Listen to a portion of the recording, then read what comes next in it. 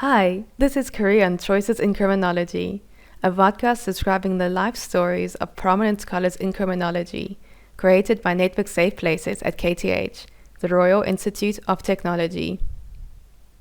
We would like to gain insights into their professional journeys, the factors and motivations behind their entry into the field of criminology, and their career accomplishments.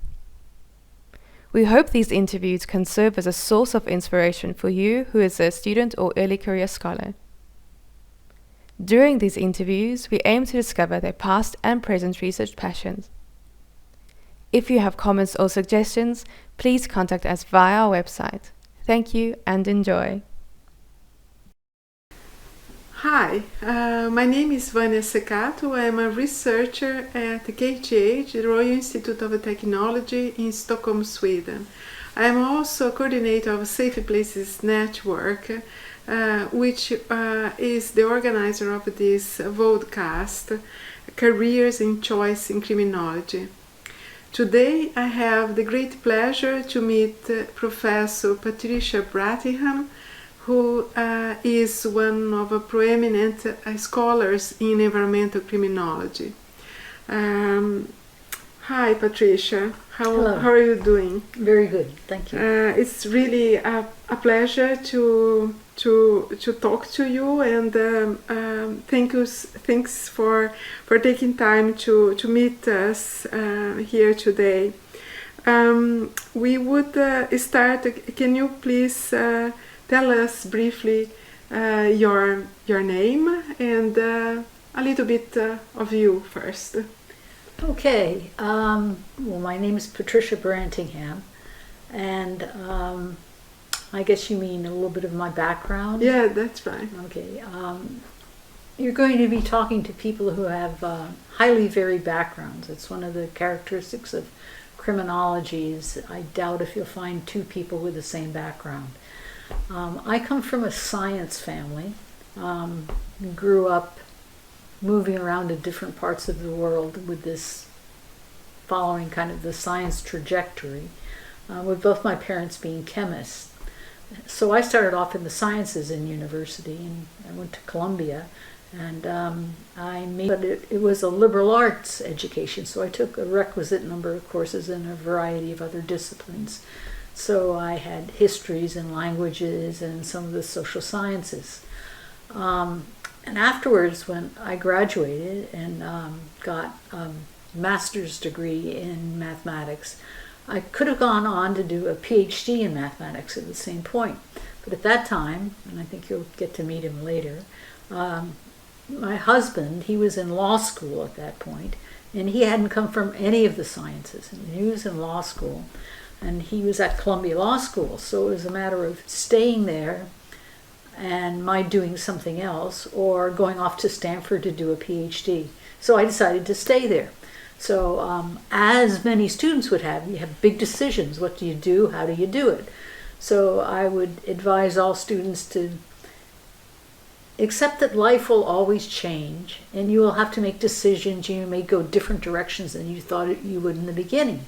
So here I have a master's degree and so I decided what I would do. And it was earlier on in the computers overtaking our life.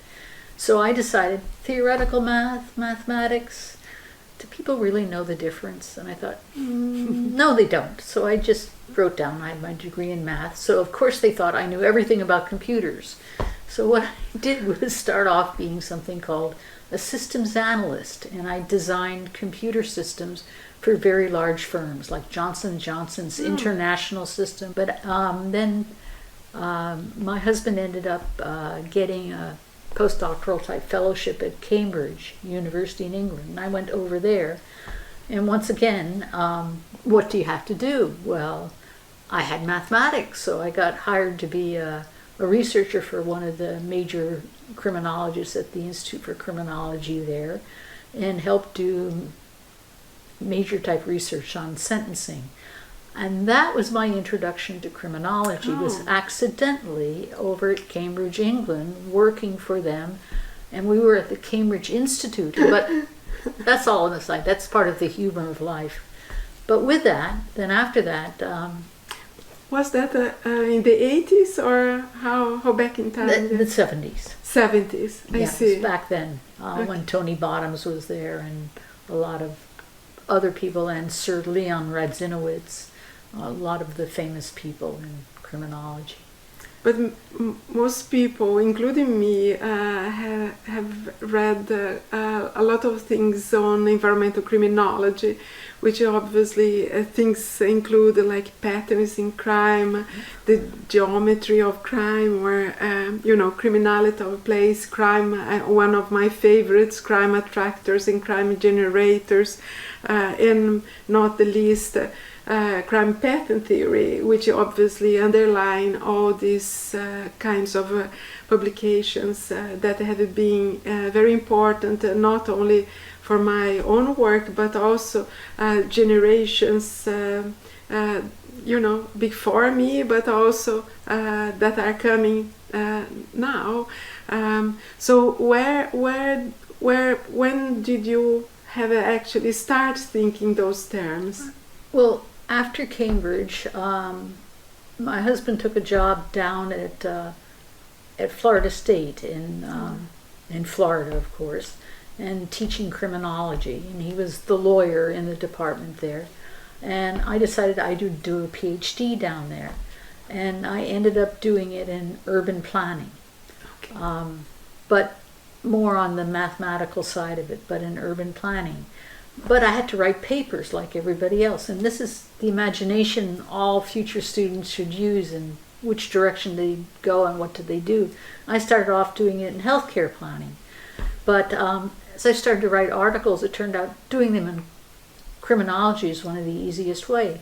But with the background of the courses I was taking in planning, and also in psychology with that, and in geography with that, what we did over the breakfast table was talk about what was going on in those whole areas, and we came up with the term environmental criminology, made it up over breakfast one day. So we're the first people who ever used it, the first people who wrote the book on environmental criminology. So all those other things that come from environmental criminology, that's right, came from environmental criminology, but environment at that point in time really had to do with the surrounds of everybody in everyday life. It did have the physical, but from the very beginning it also had very much the human cognitive side of things. How is it you see what's around you? How do you react to it? How do you change it? How does it change you? How does it influence your behavior? So that's the side of criminology that really got me interested, because strange as it may seem, those kind of concepts are very similar to many mathematical concepts in an area of mathematics called topology, which was the area I liked the most. So they were brought together, but in another sense of translation, they had to be written in the beginning for criminologists in words and with examples and with drawings and pictures that made it just a visual image of what was going on.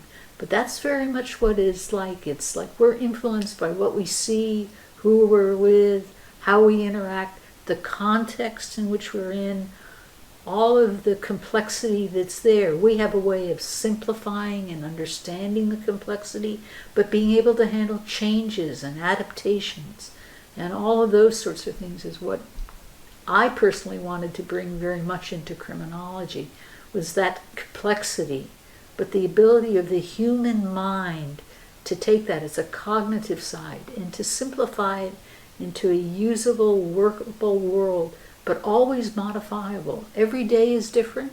Every day is similar. Every location is different. Every location is similar. That similarity, dissimilarity is a fundamental part of being human, being able to handle that, adjust to it, and understand it. And by doing that, we do incredible things. So it was trying to bring that idea into criminology to make it part of all of it, of how people view it, is what we brought in was something, at that time I called it the geometry of crime. That's because geometry to a mathematician is different than geometry to someone who took it in secondary school. But it's bringing in those sorts of complexes, about idea about you've got nodes, places where you live. Well, that could be just the house, just the room you're in. It could be the neighborhood. You have ways of getting to different places. You have ways of mobility, of moving about in space. You learn where you are. You develop an awareness of that. It's much more finer tuned than places you never go to. You don't even know they're there.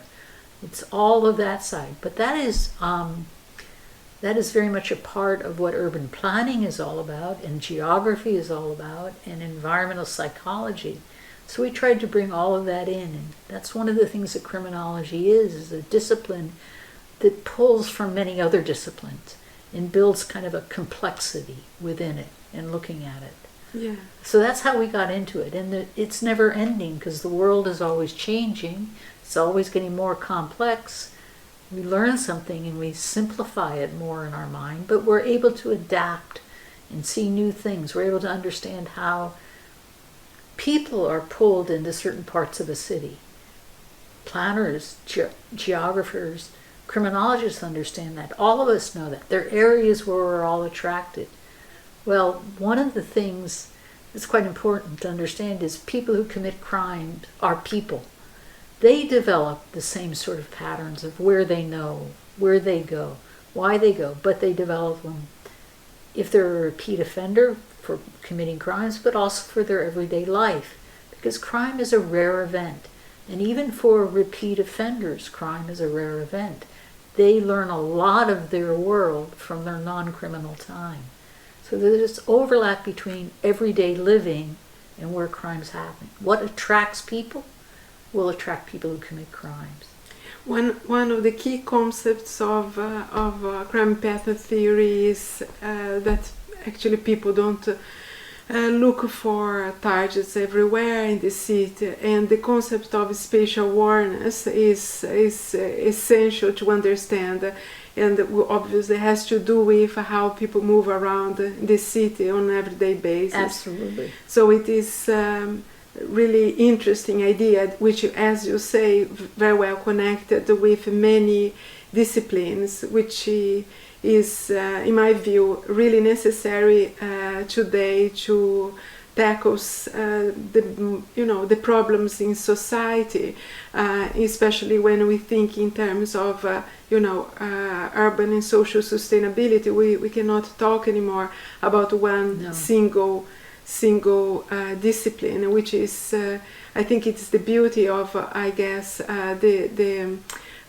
spatial pattern theory. It's the possibility of linking up with the psychology of the place, and also people's movement, people's mobility, right, and so on, which obviously has to do with different types of disciplines. Absolutely. I'm just wondering how you think about it, how the connections that crime pattern theory has with what comes next, especially when we are thinking nowadays with ICT, information communication technology, and the changes that are coming on our direction. Right. Yeah, well, if you could say something about that. Sure. That's one of the advantages of criminology and being able to look at different disciplines. But there are ways, and particularly it's one of the characteristics of environmental criminology, and thanks a lot to the people who were initially involved in this. It started off from the very beginning having an international side. That is, people from all over the world would be part of it. Somewhat, I think it's because the concepts behind a lot of the things in crime pattern theory and routine activities and rational choice, they're dealing with the ways that people think within different contexts. And it's always changing. So it makes it possible for someone who comes, say, from a culture where cities have one very strict form with Roman roads on nice squares, or from an older European city or an Asian city where there are no right corners and straight Manhattan type turns. Everything seems to us from the outside as being incredibly complex.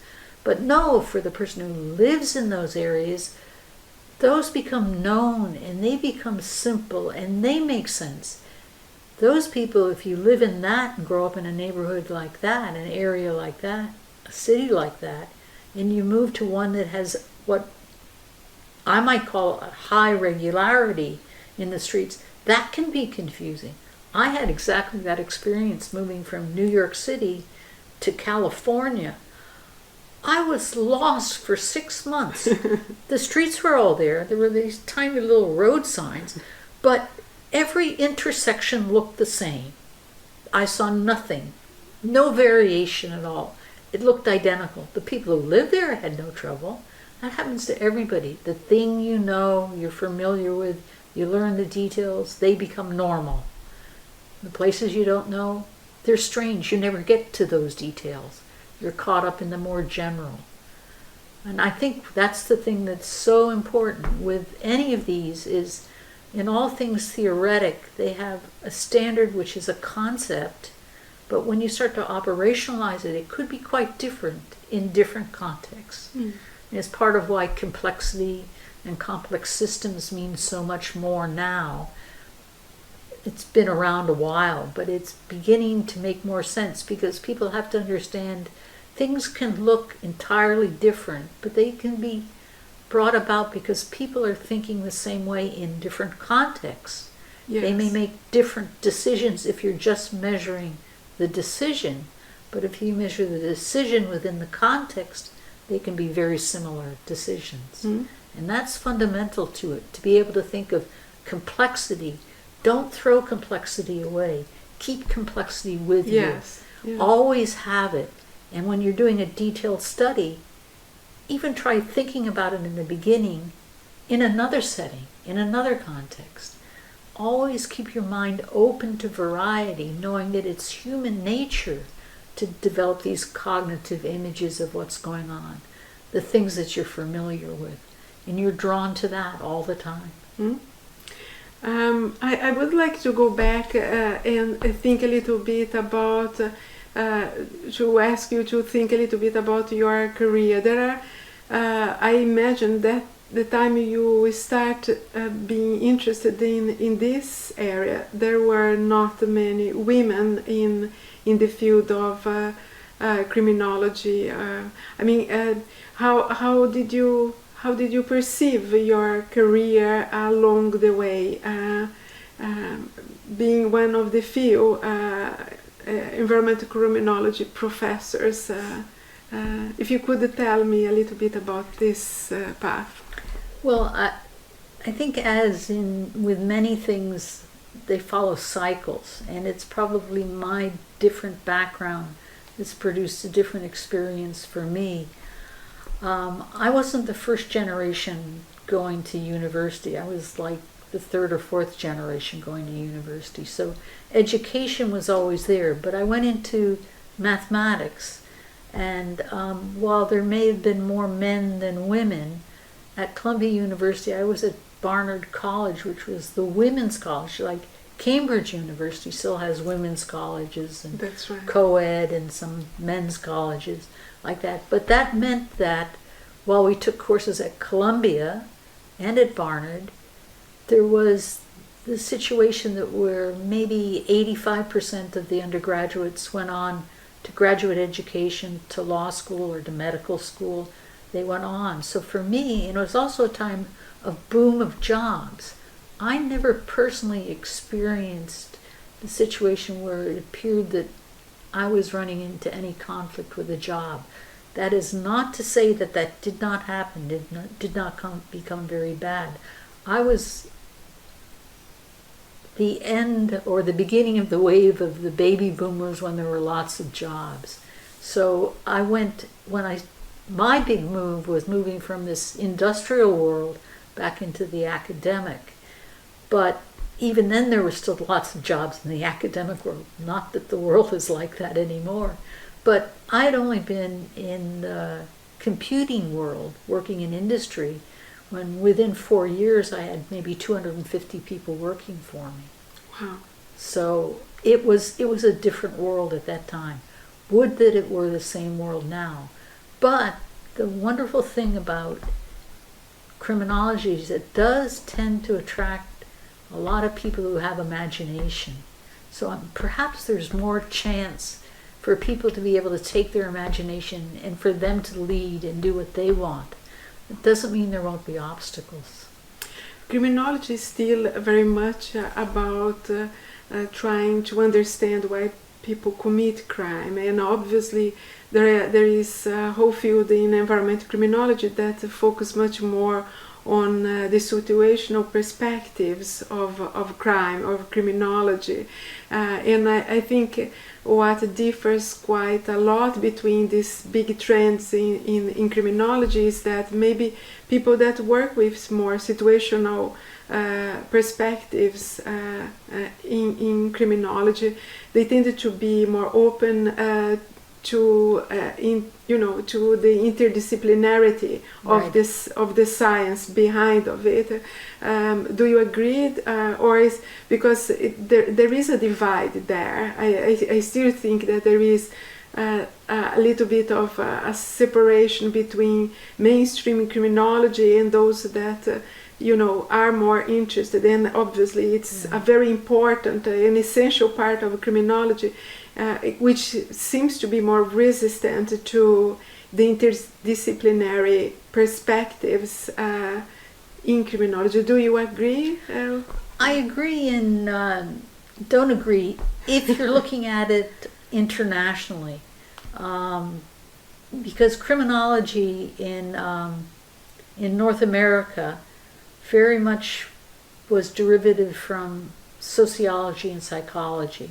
So you'll find those that really get hung up with the motivation that produces really bad criminals, or the motivation that produces really deviant individuals. Now, if you were to take even the definitions of motivation that's extreme or deviance that's extreme, you're talking about the tail ends of the distributions of people who commit crimes. If you look at it more broadly, there's a huge overlap between people who, they're people. For many different reasons, they may get caught up in a criminal lifestyle. They may not. They may leave the criminal lifestyle. There's a whole broader way. But a lot of that comes and is very comfortable in environmental criminology because it's much more multidisciplinary and much more international. Because criminology outside of North America, in many parts of the world, came out of law. So it was the law that was driving it to start with. And the orientation there might have been dominated by the law, so understanding the people side of it was less important. But the tendency when you bring it all together is you have people who might have a slightly different approach, but they tend to work together, and with doing that, they have a broader view. You'll get not a lot of people who are multidisciplinary personally, but they're willing to work multidisciplinary. How do you think that the field will going to develop in, let's say, 20 years' time from now? I think it's going to happen both on the science side and on the social science side, is they're going to merge much more into one. It's like in the social science side, they make a difference between quantitative and qualitative. That's becoming one. Yeah. It's a single discipline. I think you're going to find that it's much easier to get extra knowledge from other disciplines, to work with other people, and that it will become stronger. And I think it will go forward, but it will only go forward if people start to try to learn more about the different ways of viewing the world. So the broader you keep your own background, even if it's just reading an occasional work, the more you'll move forward in the direction I think the field will go. How would you encourage or motivate students or early career scholars? What would you say to them? Okay, I can give an example of what we did in our laboratory, which we happened to get very good money. It's like from one donor we got $19 million to build the lab. And that's pretty nice. And we were getting a couple of $1 million a year to run it. So we could hire lots of people. Had one really bright student who found out, according to the tax law in Canada at that time, it's probably been changed since then, it turned out if you were an RA, like you were being funded to do research, you'd be doing it for a professor or for a lab, and it would have an orientation. You could, if you were doing it for your degree, studying stuff and working for your degree, then your degree became, the payment you were getting for your degree became non-taxable. Okay. So that meant the RAs we had, they always had a choice. They could write the papers for their courses and their MA thesis and their PhD thesis along the lines of what the lab was doing, in which case everything that they earned was non-taxable. That's an orientation that way. But some of them still had something that interested them so strongly that they would work just as hard, and they had to work just as hard to keep their research position, but they would write their own specialty, but then they were taxed on what they earned. That's what you get to do if you go in criminology. If you end up working in a lab or working with a professor, most likely you're going to do something that follows from their area of interest. If they're going to supervise you, it will be that. But you could have in the back of your head something that really interests you. You never have to give that up. Because you always do more than one thing. So you're doing that, you'll keep the specialty, but you could have another area that kind of works away and your area of interest shifts in that direction. It has a diversity within it that doesn't exist in all disciplines. You have a long career, and I know that you are still quite active. I'm just wondering, what would you say to you if you were, 20 years of age, and what would be an advice to the young Patricia if you would start today with the experience you have had over these decades working in the area? Aim in a direction that has an immediate interest for you, but one that leaves you with lots of degrees of freedom to go in a direction you want. But there are people sometimes who like to focus, and they become the technical expert in a narrow way. That is part of the strength of criminology, is you can have people who pick one topic and they head down that way and become an expert in that. That's one of the options you have. But what you have is options. You don't have to do that. If you want to branch, or even if after you've spent 10 years researching in one direction, you find another that interests you, you can head off and look in that.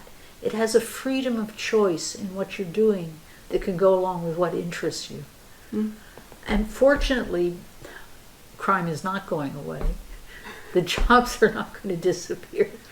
It will be there. We'll define crime as always being, it's like an example I like to give students in some courses is, if you had the toughest part of a city, and you had a 14-year-old who went to school every day, went home, studied 5 hours, went to sleep, got up early, studied, went to school, went home, and they were in the toughest part of the city, would they be what's called normal? So it all depends. You've got to look at it that way. Kids growing up in a poor area, normal is what the middle class considers abnormal. You've got to look at the world from a complexity, but that means you get to make your choices of where you're going to go. But look at it from this open mind. Yeah, I think it makes sense. Is that we are approaching at the end of this interview, and I'm just wondering if there are any ideas or thoughts that you would like to add to the listeners on either on environmental criminology or anything that you want to add. Well, I think with the one thing that you know quite a lot about, and that is The one area that criminology has ended up being extremely limited is getting involved with mathematics, with that part of the scientific world. And now, in my current state, I can do just what I like. I don't have to do some things for the paycheck. I get to do just what I like. So my goal now, and I'm involved in several projects that are trying to bring the mathematics and the more advanced computing science and AI side more into line in looking at criminology. And the hope for criminology is that too many mathematicians and too many criminologists have gone into the medical field, getting computing science and mathematics involved in medicine. And I'm finding some of them now, there are too many in medicine, they're looking for another discipline, and they really like criminology. You see, do you think that that is the way of connecting more criminology to practice? I think that is going to be a growing area, because we are learning much more, particularly as we become more involved in this computer science world. The types of crimes that exist and are around are changing. What is a crime is changing, but it's also becoming much more of something that's accessible to everybody in the same sort of way. And we're going to have to merge those, and the knowledge is going to have to be there. But for criminologists who hate statistics and hate mathematics, you just have to learn what it is and its capacity for helping you, and then work with one of the specialists. But I think that's the way it's going to grow. Yes. All social disciplines are growing that way. It's like if you were a textual analysis person in psychology and you were into narratives, well, you've got to know with computational linguistics, it's a different world now for that. The same thing is happening in all the social sciences. They are becoming this merged qualitative, quantitative ability to look at more and more complexity. But it always requires the human mind to be able to shape what you're looking at. And that's the advantage of criminology, is it's a challenge in thinking. I think it's really a good point to finish our interview. I think it is exactly, I think the point we can take it, here is to embrace complexity and try to identify, patterns in it which we can make sense, and maybe have a chance to change reality, whatever science we bring in to the table. Thank you so much, Patricia, My to pleasure. take time to talk to us, and to our listeners, stay tuned, and we will be back soon with more exciting interviews in the future. For now, thank you and goodbye.